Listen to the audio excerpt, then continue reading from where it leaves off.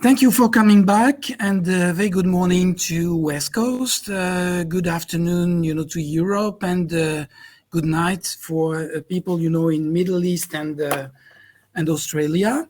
So this session is another one that is very much interesting, and we have a very cool panel this afternoon. So I brought, for the introduction, a specialist coming from another world that has a global vision. And Daniela is from PwC. She will introduce herself. We have also Ragnhild from Nofima, that pretty much all the BioMarine community will know.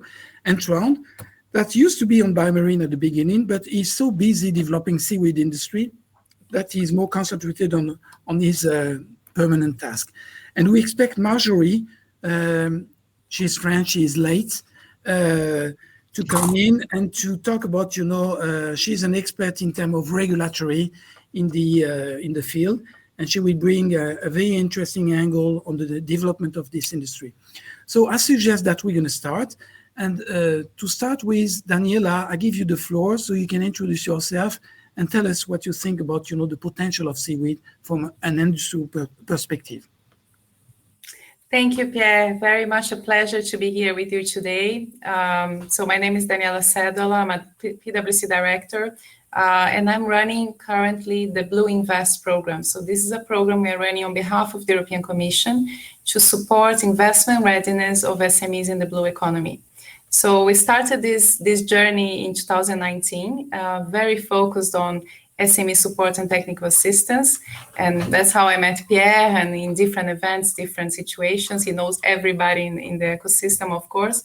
And and my focus here with the Blue Invest is really on the investment landscape and how we can improve the situation for SMEs. So we do cover seaweeds. Seaweed is one of the main sectors under aquaculture, let's say our own segmentation. But we also cover all the other subsectors in the blue economy. So from energy, from tourism, shipping, so you have a much broader, obviously, market in the blue economy. So what I'm going to talk to you about is a little bit not so specific necessarily for seaweed, but it will show you a reflection also of perhaps what you're seeing in the seaweed market. So, many of you know there is a funding gap for SMEs in the blue economy. This is very clear. The funding gap has been improving in the last few years, but it's still very big, especially on the level of commercialization. So you have a startup, there are a lot of funds available for the research, the R&D, for the technology development, because you have many grants, you have academic grants as well, and government grants. Then you come to a point where the SMEs start to go to the commercialization. And that's where the point where they die. Bring the technology to the market is where the main challenges are and where the main funding gap exists. So there are many. It's a risky sector if you look from that perspective, and investors are they are usually quite risk averse. So what we see with the investment landscape is the funding gap is still there, but it's improving. What we also talking. We have a club of investors in the Blue Invest, so we have about 80 investors. They are fully engaged with us and working very closely with us. They come from VCs, they come from private equity sometimes, and then you have more public investors as well. And the investors are, what's happening with the investor landscape is usually they are not specialized in the blue economy, let alone in seaweed or in a very specific subsector of the blue economy. Many of them are, general investors, sometimes impact investors, and then they start to invest in the blue economy because of opportunistic reasons, or also to expand a little bit, to diversify a little bit the portfolio. However, in the last few years, there has been some change, and we do have, and in our club of investors, as we call, we do have some blue economy specialized investors. So you have organizations like Hatch, for example, you may know, they are heavily investing actually in seaweed as well. Or you have Aquaspark, or you have, for example, the ones in Norway as well, that you have the Catapult, but they are more on the technology side rather than the food, let's say. So it's very, it becomes very competitive for SMEs to access the investment. But when you talk to the investors, on the other hand, what they say is also that there is a lack of good projects. So the good projects are highly sought after because they obviously have a potential for return, but there are not many. So whilst we say, from one perspective, we say there is a huge funding gap, on the other hand, the investors say, well, we do have a fund to invest, to disburse, but we need good projects to do so. So that's where we try to come in to close the investment readiness gap of SMEs. So what we think, that are some of the recommendations that we need to improve the investment landscape in the blue economy is more expertise, investor expertise in the blue economy. So as I said, they might be impact investors, they might be looking at the green possibilities, the sustainability investment side, but they are not specialized in the blue economy. They don't understand exactly what the opportunities are. And you are very specialized, you know the seaweed market very well. You can also comment on how you see this. How do you see the reaction of investors when it comes to opportunities in seaweed? So that's one aspect. The other is the knowledge of the market potential. So even though they find a company, they find a project that's very interesting, and they can see the team is in place and there is, a market, they don't understand the full scale market potential of this. And we understand because we are in this sector, we know the potential of blue economy, know the potential of subsectors, but the investors don't. So there is a big dissonance here in terms of what they want to do, but also the knowledge that they have to do that. So we need more activity to express the market opportunity of sectors for the investors. So an event like today, Seaweed Around the Clock, is great to really showcase everything, it's full 360 view on everything that's going on in seaweed that can really educate investors and show them the potential of the sector. So that we need more activities like this. This is segmented. The blue economy is a big umbrella for many things, as I said in the beginning. So this is important. And the other is the aspect of the risk-taking. Investors are risk-averse, so they're looking for returns. So that's when we need to bring what's the main value proposition for them that would reduce their risk aversion. So you have the green agenda that's big on everybody's plate, and this is going to be more and more strong in the coming years. So you do have public investors as well bringing catalyst capital to reduce this risk aversion. And that's one of the main functions and that we are seeing, and people advocate to us, and we are advocating to the Commission as well. You bring European money, you bring public money to actually support the investors in these risky areas that they consider, or to support them in the green transition. So this is really, as you know, we are working with the EIF. The EIF has created a fund of 70 million for the blue economy. They closed deals already with 3 VCs that are then going to disburse the fund, sustainable investment in the blue economy. So companies invested have to have a strong sustainability impact, a positive impact, and they can be in multiple sectors. So we are looking forward to this fund now has been closed in the sense, the deals are made. There will be a new platform for investment in the coming year, probably. The EIF and the Commission are still evolving and defining what sort of shape this will take, because they are really leaning towards a co-investment platform as well with private funds and government funds. And then I think this will be probably very interesting also for seaweed. One more thing I want to say is that in the Blue Invest, our initiative, for example, we do have a pipeline of companies where we showcase really projects or SMEs that are really highly relevant for investors. So it's really focused on the investment side. They are looking for funds, or they have a level of maturity to be invested in. And in seaweed, we have very few. We only have 4 in our pipeline. So I want to make this a call as well for people, for companies, SMEs in seaweed in the market, to connect with us with the Blue Invest, to be in the pipeline, because this is a public pipeline, is a showcase. We promote this pipeline all the time to investors, so it's a really great way to get exposure as well towards specific investors.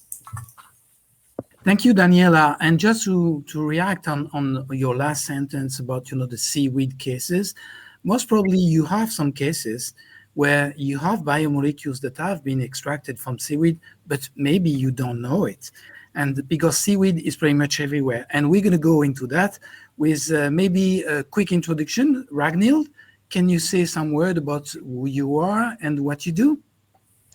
Right. I am the research director for the Marine Biotechnology Research Group at Nofima. Nofima is a food and feed research institute. It's located in Norway, and we focus on developing sustainable food for the future. We work on several areas of marine biomass, including seaweed, and we both work with both micro and macro algae, but for seaweeds, we look at both utilizing the entire sort of seaweed into food products or even ferment them into feed products, or processing them in order to extract and isolate valuable compounds. We try to, as you see, a lot of the scaling problems for SMEs is that they don't know or they don't have the opportunity to scale their production. And that's one of the things that we try to do at Nofima, but we have publicly available demonstration plants that can help SMEs come in and test their processes if they want to process seaweed. We also look at the safety of seaweeds in terms of their contents and if they're suitable for consumption directly by humans. And we also look at shelf life and using seaweed in towards packaging. So that's what we do. So Trond, your life is seaweed. You started in the seaweed, you live with seaweed, and you will most probably end in seaweed. So tell us about you and tell us more about FMC, which is part of Dupont, and what are you doing? Sure. Right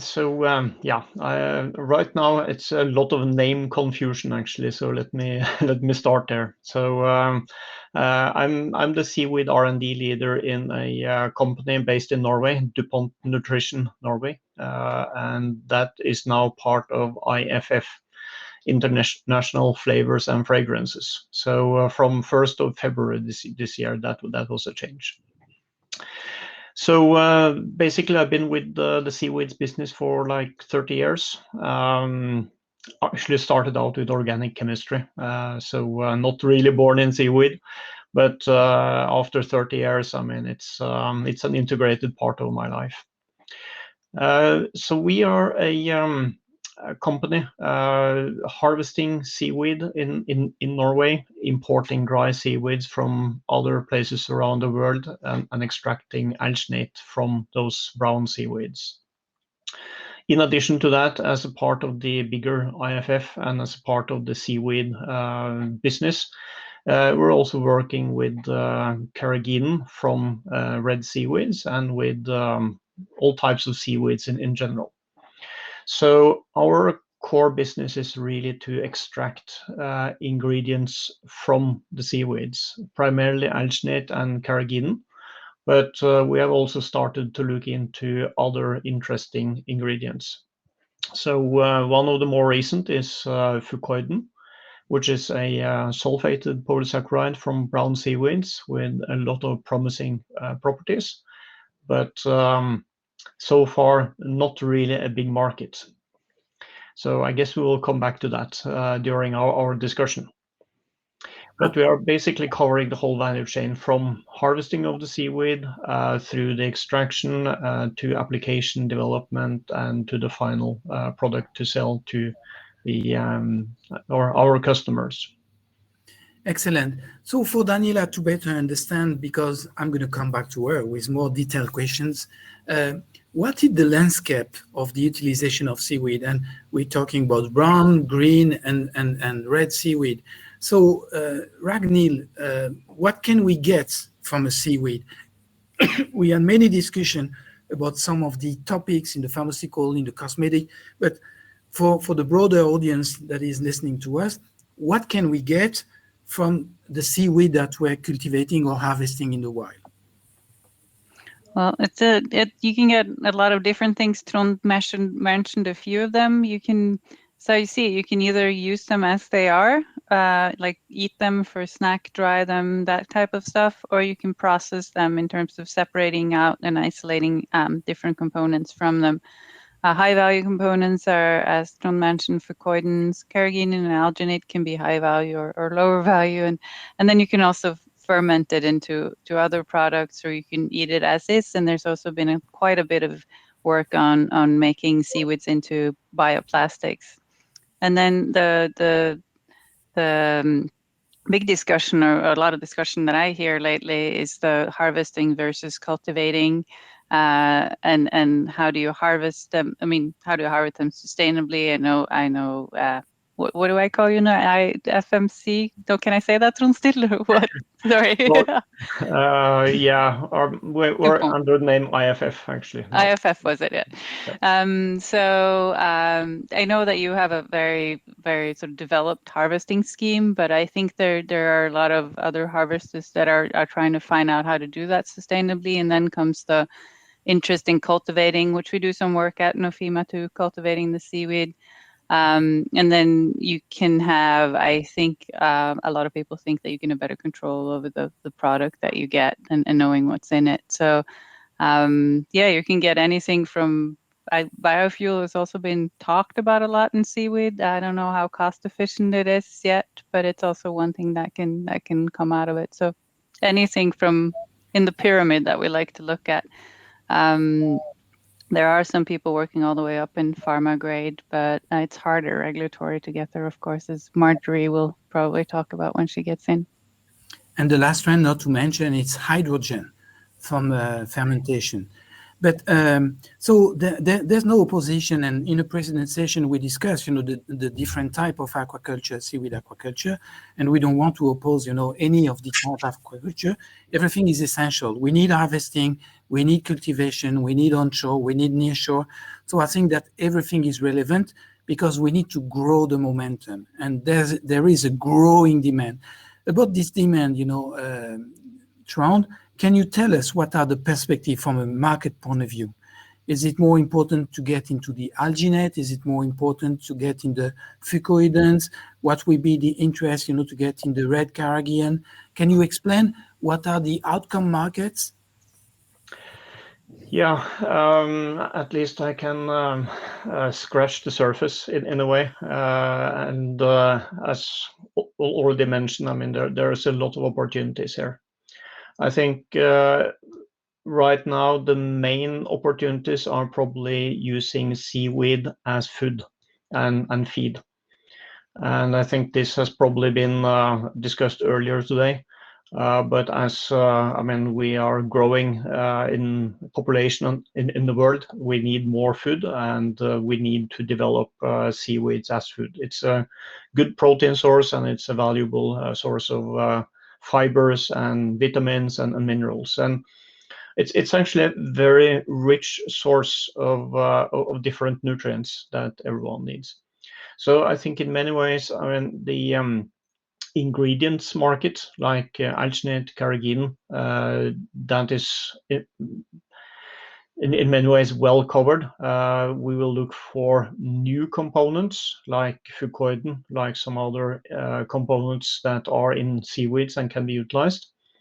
But the real big volume growth, I think, will really be for food or seaweed directly to be consumed as food and feed.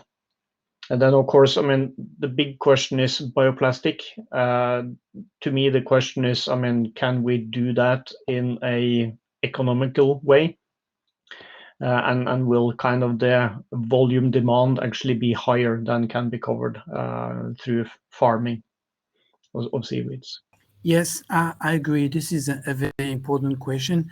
And of course, we had, the session with our friend from the bioplastic. And just if we want to cover the need from the cosmetic industry, it would be tremendously important in terms of fresh seaweed, consumption. So the value chain is important, and the cultivation cycle need to increase dramatically. And the winners in the future most probably will be the ones that have secured the right source of seaweed. Daniela, from an investment point of view, how many in the Blue program that you know, how many biorefinery are you financing through the different programs? Because this is one key question. Ragnhild is getting up in the value chain for feed, Trond is extracting alginate. So we're talking about cracking and extracting. So this is biorefinery. Is it an important trend at the European level in the term of program that you're financing? I think, well, our focus is really on the SME, so the smaller side. I think a biorefinery is a bit more investment. You have to be much more mature, right? So it's a CapEx investment that, requires, probably a bigger company to do. So we are in the scope of investments above 2.5 million, but around up to 15 million. So this, I don't think that's enough for a biorefinery, but you tell me. And when it comes to below 2.5, then it's for grants, right? You have grants, it's more research, something much more early stage. What we have, if you look at our pipeline, for example, aquaculture is the third biggest sector that we have in terms of representation and also investment. So we start, the biggest one is energy, blue energy. Then you have environmental protection, coastal and environmental protection. We have a big number of companies in that area, because also it involves a lot of bit on the infrastructure side and technology. And then you have aquaculture. So we have about 65 projects in the aquaculture. When I look at we go more granular and I do a search, for example, for seaweeds specifically, I have only 4. I have a slightly bigger number of algae. So, there is a bit of a distinction there between the two. But in the aquaculture, I think seaweeds comes very strongly as well. And also, I believe you might have organizations that they not have only seaweed, but they have other types of aquaculture, fish as well. And then they do both. So aquaculture is very strong. It's a sector, when we run the Blue Invest, we have 4 main categories, and one of them is feed and food from the ocean, food and feed from the ocean. So that's where we have the representation. But I think, and then I've seen now, the main investor that's quite specialized is the Hatch, as I mentioned earlier. But this is still a market, you cover aquaculture, investors in aquaculture. Aquaspark is very strong as well in aquaculture, but not necessarily in seaweed. So I think we need to really highlight the applications that you're doing today, we're doing here, the industrial applications and so on, to increase the value proposition market attractiveness of the sector.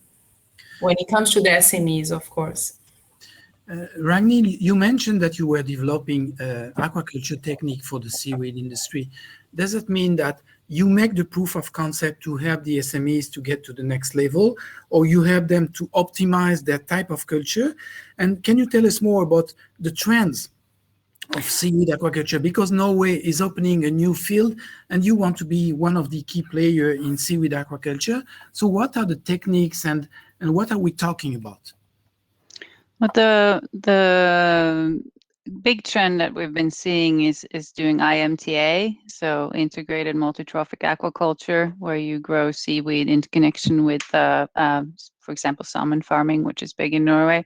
That has been a big trend. Now we see more and more that our researchers are focusing on growing the seaweed on itself, and then the more sort of valuable species, and it's usually the red seaweed, which has a better nutritional composition. It usually is a little higher in protein, which makes it good for eating directly. And that is cultivated sort of on its own. We see in Norway a lot of trends of trying to optimize the ocean cultivation, because we have a lot of space in the ocean, but it varies a lot from area to area in Norway. So it's hard to do a sort of general development for aquaculture of seaweed in Norway, because you have you have very different ocean from north to south. And so we see a lot of development to sort of optimize what grows where.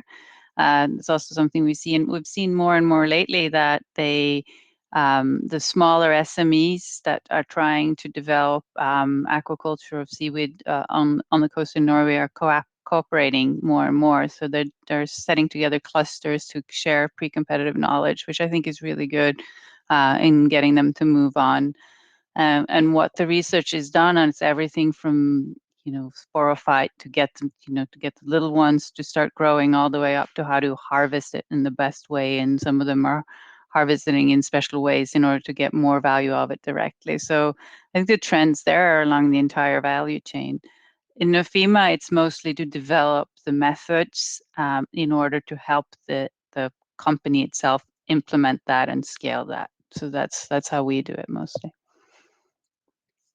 Ragnhild. So, Trond, IFF, you mentioned that you're mostly in the harvesting of seaweed, but is there also a trend, for you to develop, this aquaculture, seaweed aquaculture, offshore seaweed aquaculture? Not really, at least not yet. We are very much based on our, let's say, wild seaweed harvesting along the coast of Norway, which is well established and has been going on for 50 years. So we think we can do it in a sustainable and responsible way. But in addition to that, we are importing dry seaweeds from other places around the world. So we are really importing from Chile, but also from Tasmania and from Iceland. And to us, I mean, the very important point is to get the seaweed with the right type of alginate. And on the red seaweed side, the right type of seaweed giving the red seaweed giving the right type of carrageenan. So we're very specialized in picking the right seaweeds from all over the world, actually. Okay, and I hope Marjorie can join us, because I have so many questions about the regulatory aspect. So we see. Stay tuned, and let's cross fingers. Just touching base on this point. So you harvesting, and how do you do to make a living when you see the price of the alginate coming from China? What will make the difference between your product and their product? I don't know what the quality is, but the price is so cheap. How can they make some margin and invest in more business? What is wrong, with this model, and how do you differentiate yourself, from this? That's a really good question, and it's to be honest, I mean, it's a fight all the time. We need to focus on cost, of course, to be competitive, but first of all, it's about quality, it's about knowledge, it's about application development and service to customers. So we are really the one alginate manufacturer in the world with the widest range of different alginates, different properties, different compositions adapted to the needs of our customers. And we're also supplying alginate, special grade alginates to the pharmaceutical companies. Alginate is an active pharmaceutical ingredient in some anti-reflux, so heartburn type formulations. And of course, I mean, that in order to supply that industry, you really need high investments and you really need to be trusted. So, I mean, over the years, I mean, we have built up as a reliable supplier with consistent quality and a reliable supply. And of course, I mean, there is to some extent also still some distrust, I think, in some Chinese suppliers, that the quality is not always the same, and there may be supply issues from time to time. So that's a very interesting point, and this is something that was mentioned by the European Commission. The quality is a criteria for future regulation, and it's very important, to explain to our audience that Europe is trying to focus on very high quality compounds and quality products. So I know that in some areas, some of the companies that we know in our network, they can grow organic seaweed without any chemical transformation. But mostly when it comes, from Southeast Asia and from China, we had some issue, with heavy metals and pesticides. That's for sure. Is that true also? And maybe Ragnhild or Trond, you can comment on this, that if we can extract, on the brown seaweed, if you can extract the fucoidans, you can get a decent price for the fucoidans, then you can lower your price on the alginate. Is it a double catch for you, or is it a strategy to focus purely on alginate and to develop, fucoidans different way? We would like, to answer this question. Well, I can try to answer first, at least, and to us, I mean, it's about two things, I would say. First of all, I mean, we are harvesting seaweed, and we have an obligation to really utilize the whole seaweed material. So we can't really afford to harvest and then throw something or some parts of it back into the sea. So we need to work towards utilizing the whole seaweed. So that's one part, and of course, then doing that, we need to target the highest value components first. So extracting alginate, extracting fucoiden, and then kind of going down the value chain to really kind of develop the markets. And the real big challenge here is not really in the processing itself. It's really in finding the markets. If you look at the fucoiden market today, it's a quite small one. It's probably in the range of a few tens of tons if you look at the global market. So that I think that is really the challenge with many products that we can derive from seaweeds, that the market is simply not there. It needs to be developed. And Ragnhild, you work also a lot with the consumer in order to prepare the next products that will go on the market. So do you see this trend in terms of seaweed, and what is the focus and what is the demand from the consumer in terms of high quality nutraceutical compounds, extract, or even raw material?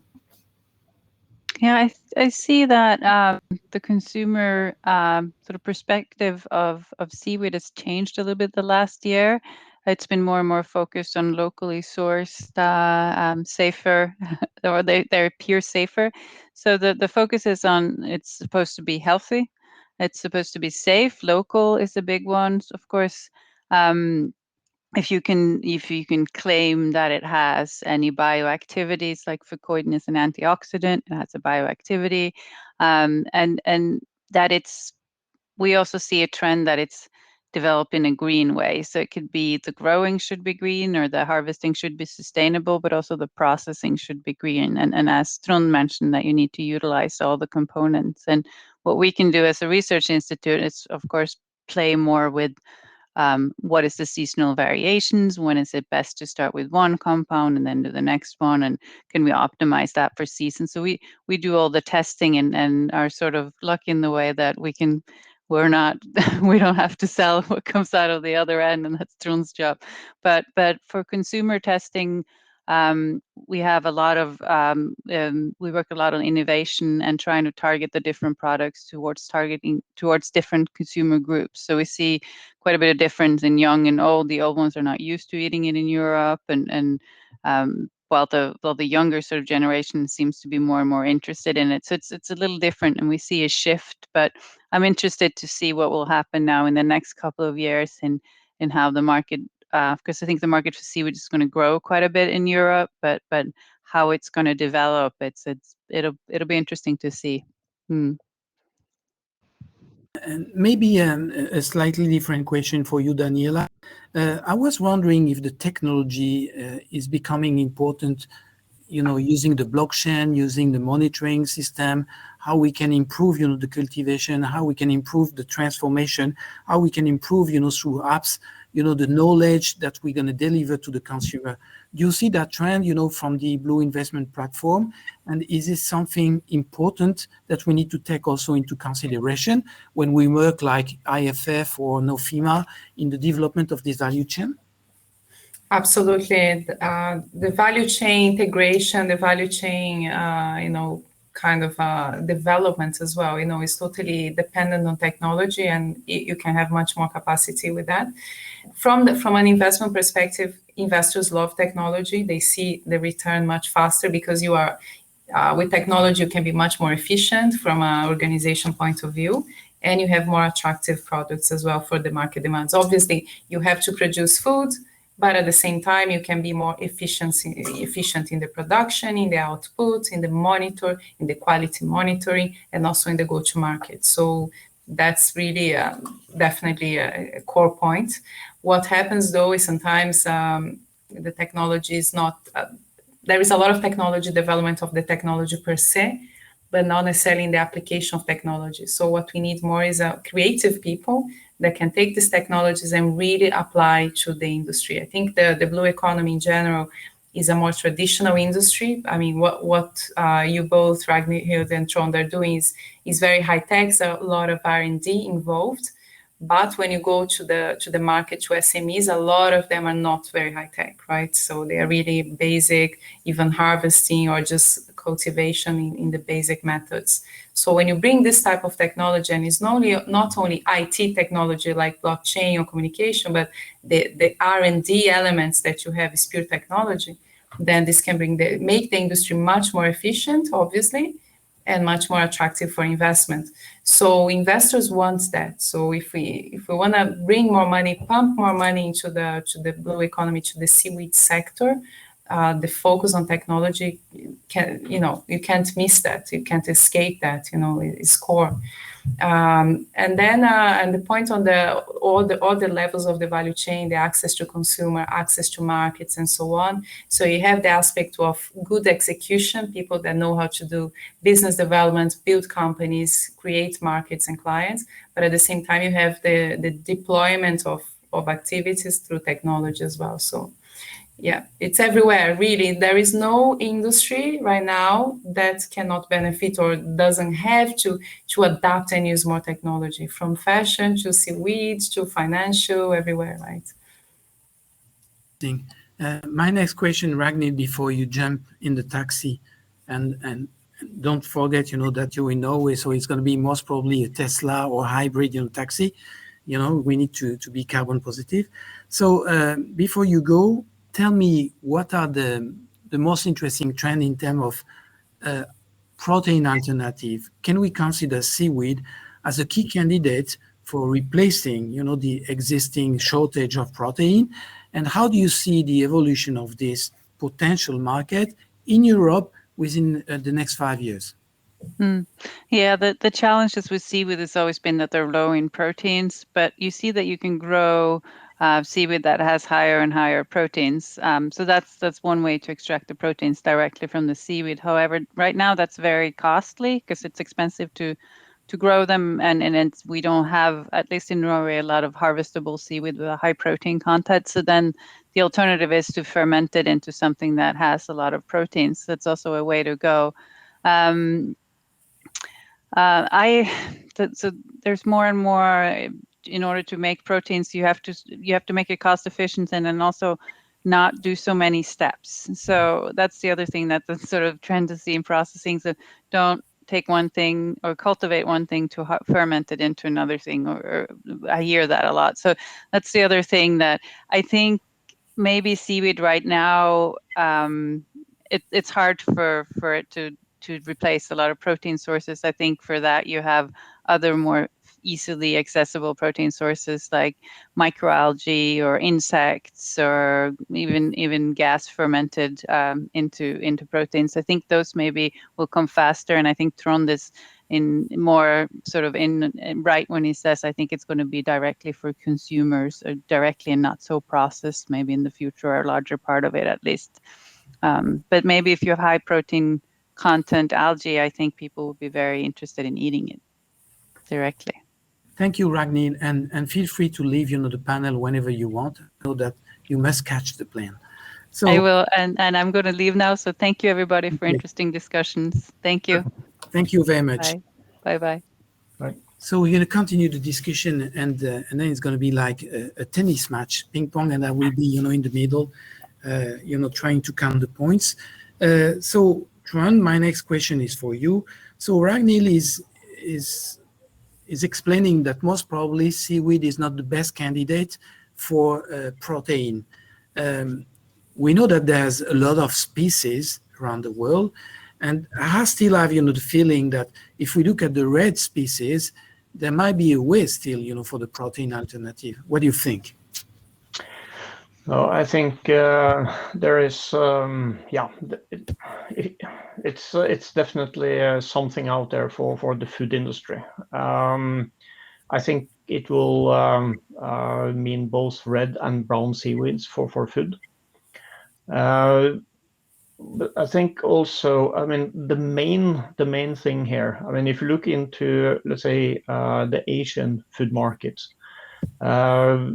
the global production of macroalgae is like somewhere above 30 million metric tons per year. The major part of that is actually going into food for the Asian market. So Europeans and US population is not used to eat seaweed. So I think we have a huge task in, let's say, on one hand, teaching people to actually have seaweed as a part of their diet. But the way to do that is really for clever application development people to develop new foods that don't really taste seaweed, but contain all the nutrients and all the vitamins and all the minerals and all the good stuff that is in the seaweed. So to me, that is probably the main challenge going forward, how to get the seaweed into the food in Europe and US. And it's probably not through kind of the few enthusiasts that would like to taste the new foods and test new things. It's really to get seaweed into the food of the big population, which normally is quite reluctant to try new things and would be quite skeptical to this special seaweed flavor that you experience today. So I think the application part of it, the application development part, is really something we need to focus, and that hasn't really been focused so far. Getting seaweed into the food is a challenge. So what about, the next challenge, getting investor into seaweed? Because that's for me. Of course it's for you. I think the investor into seaweed, that's a big point. I think it relates to what I said a bit earlier. They need to understand the market opportunity, and they don't. Okay, no, I'm not saying they're not smart. What I'm saying is they are not aware. They don't understand because of lack of awareness. That's why you need initiatives like this one to really promote. You need initiatives like the Blue Invest that brings the investors to a community and then promotes what the community has to offer. One aspect of the Blue Invest as well, we try to do is really to provide a service to investors to really show them what's happening in the market and the opportunities. So seaweed, I think the industry side should talk about really what they're developing, how they're going to create demand for users, for consumers, who is going to eat seaweed, or what are the industrial applications, or it's going to be part of the value chain of the pharma industry and so on. So I think the role of the industry is really to communicate what you're doing and to communicate really how people can use seaweed. And this comes first from the big corporates, because they drive the market, they have the ear of the consumer, they have access to, to people, that the consumer and the investors as well. Because the SMEs, they come behind, right? They are not known, they don't have the same power, they don't have the same influence, they don't have the same voice, if you like. They don't reach as much. Their outreach is much smaller. So to make the industry prosperous, is a value chain approach. The corporates, the big ones, they benefit from having a pipeline of SMEs that can provide them with technology, provide them with innovation, that for them, it's cheaper to buy the innovation sometimes than to develop in-house. So the corporates have this role of, promoting the sector. This benefits the SMEs, which benefits the market, the corporates as well. So it's a symbiosis here. And then the investors come in when they see, okay, this is a very high potential market.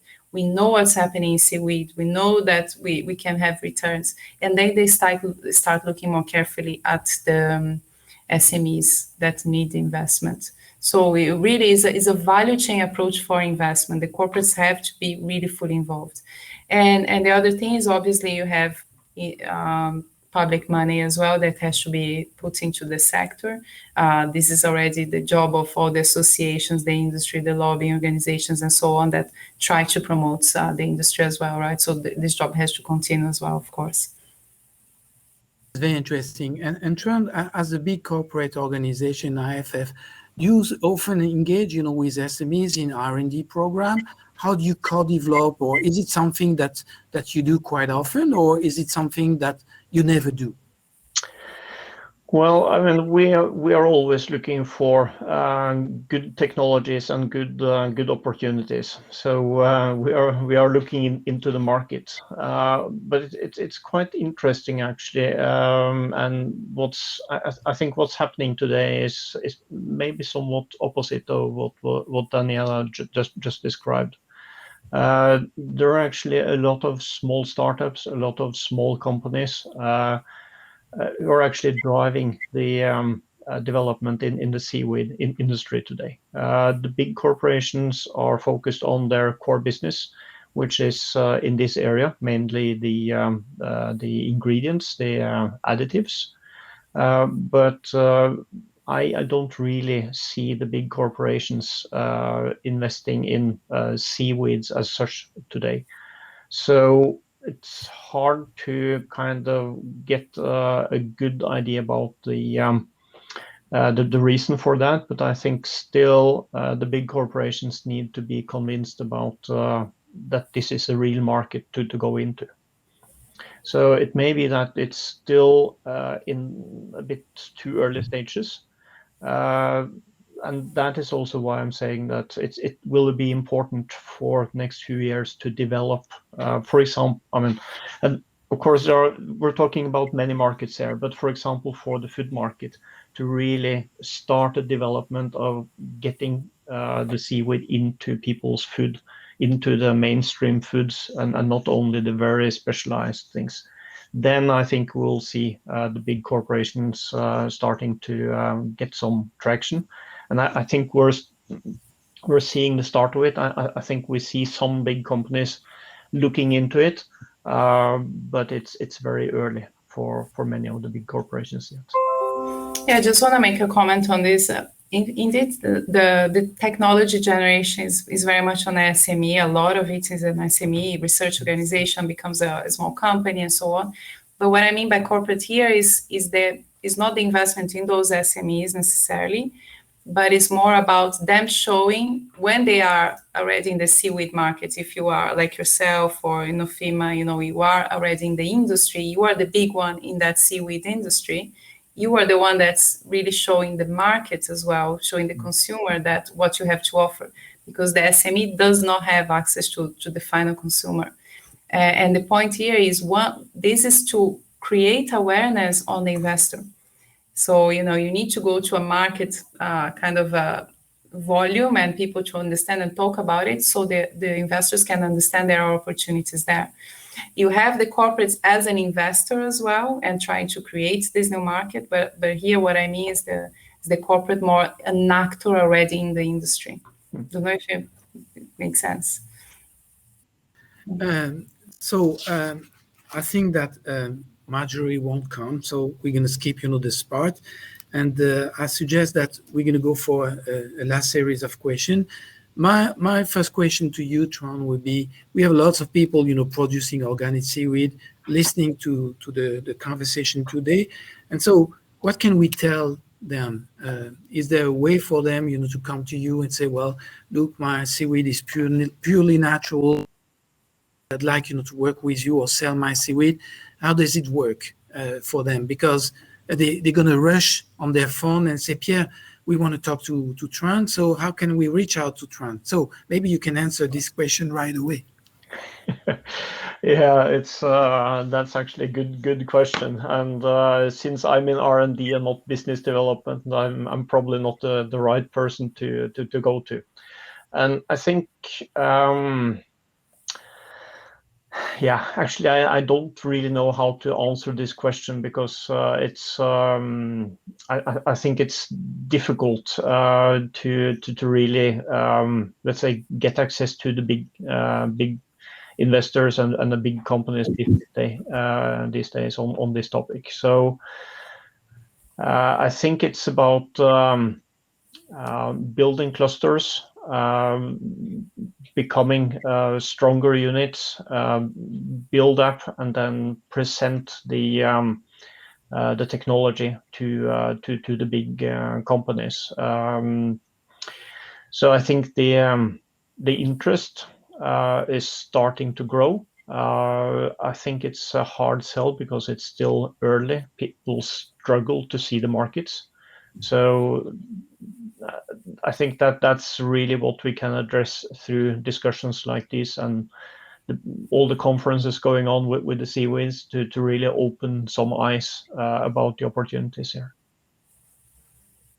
So my next question is naturally to Daniela. So how can we bring together these SMEs that want to grow and become more mature, to be able, to talk, to companies like IFF, and how we can accelerate? And then for the people that are listening, if they are in Europe, if they are not in Europe, how can they reach out to you with the Blue Invest platform?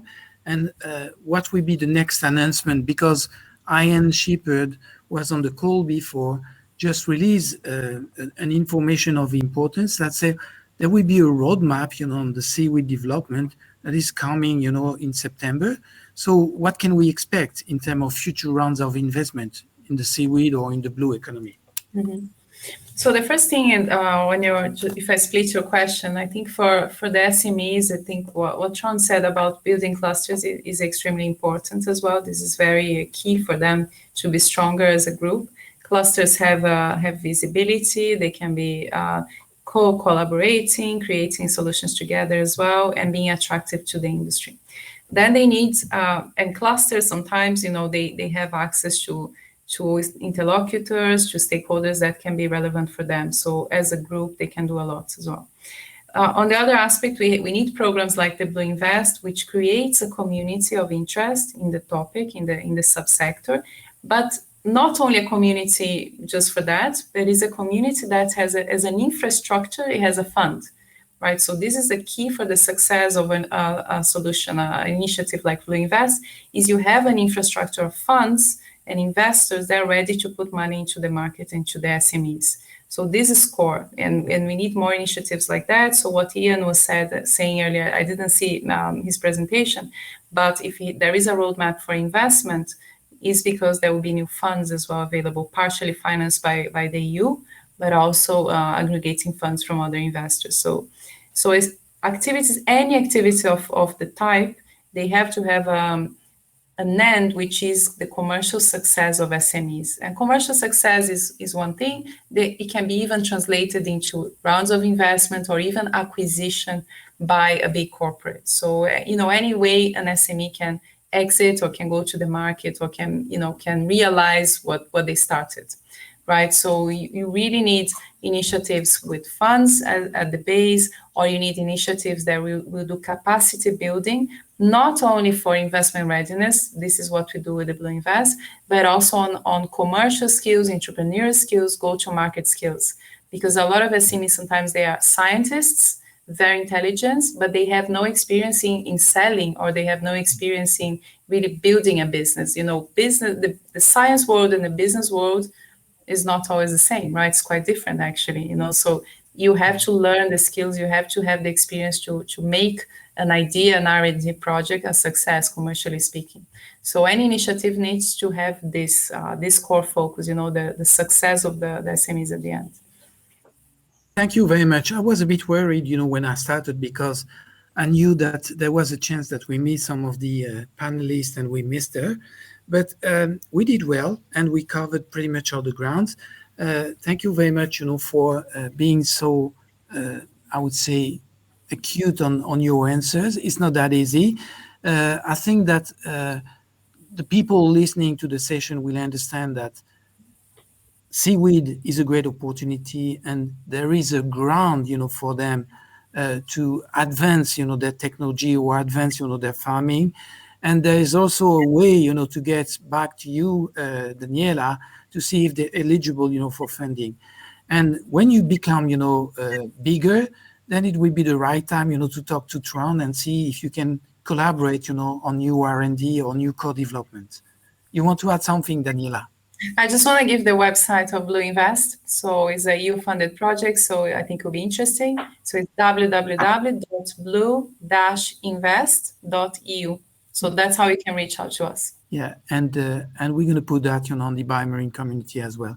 Thank you so much for your inspiring, informations. And so we're going to close the session now.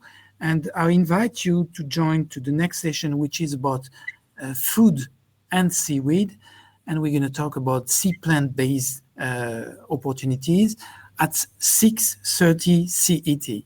Thank you so much, Trond. Thank you so much, Daniela. Bye-bye. Okay. Thank you. Thank you. Bye. Okay.